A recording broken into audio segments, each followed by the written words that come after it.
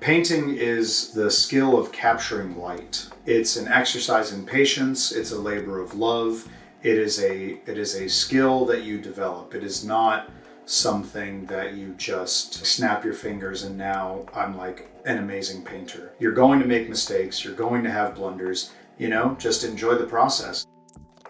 Hi, my name's Matt White. I assemble and paint minis for a hobby.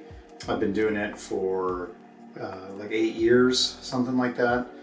What first got me into it was a friend of mine. He was like, hey, do you want to get into this game called Warhammer 40,000, which is a miniatures war game. And to play said game, you have to purchase these minis, which are neither built nor painted. So the idea is that you build and paint the minis, and then you play a game with them. Each little model and unit and army and everything, they have their own lore. They have their own canon. As you build and paint these guys, they sort of take on their own individual little things because there's customizable options. So I was like, sure, why not? And here we are.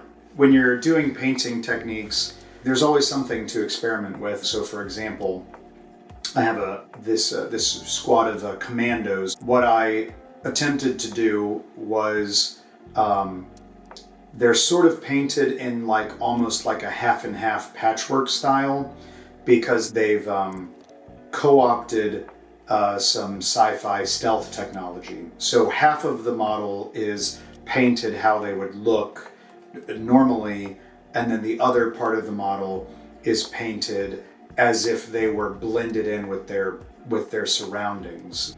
I think probably the most common mistake that beginners make, I certainly made it, people I've talked to that are just getting into the hobby make it. It's the expectation of mastery, like immediately. A saying that I like to stick by with the painting and the playing is that perfect is the enemy of done. Not every model, needs to be your best model. Like some things can just be learning experiences, Every day that I wasn't working, I painted an hour a night.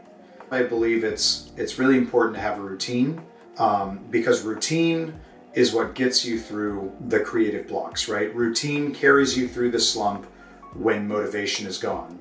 And then when motivation comes back, you can ride that motivation wave, you can do more. I've had particularly productive times where I've painted 2, 3, 4 hours at a shot, done that a couple nights in a row, because I'm just really invested, really enjoying the project, really clicking, and I'm going.